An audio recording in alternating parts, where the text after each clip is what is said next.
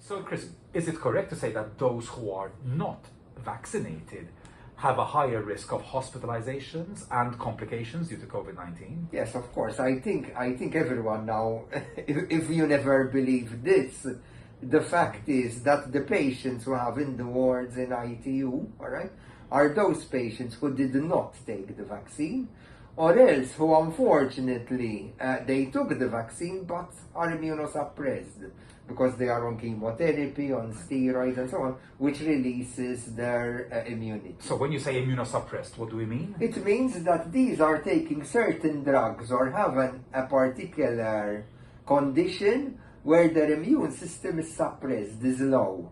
So there is no protection against infectious diseases using a natural way, okay? So unfortunately, even if they took the vaccine, that immunosuppression has neutralized the effect of the vaccine. Have we seen any lethal damaging side effects with any of these vaccines? People were worried on social media. No, not really. Listen, we can't specifically mention one particular case because we all know that any drug, any vaccine has its own side effects. What we can certainly say is that the risk of taking the vaccine is much lower than the risk of taking the infection.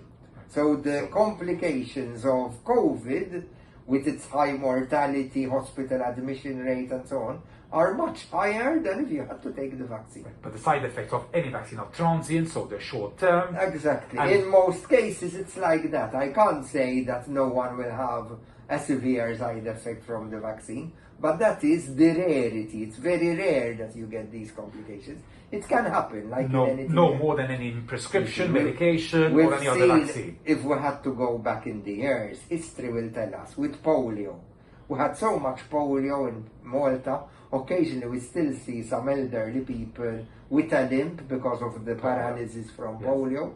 We had so many cases in the 40s and 50s, okay? Today, because of the vaccination, polio has been eradicated worldwide. WHO is now trying to eradicate measles.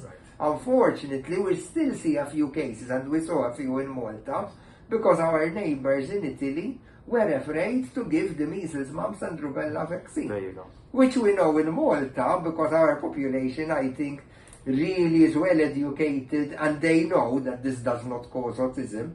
Today, the Danish have published such a good study where they studied hundreds of people with the MMR vaccine with absolutely no connection between the MMR and the autism. So MMR never and does not cause autism.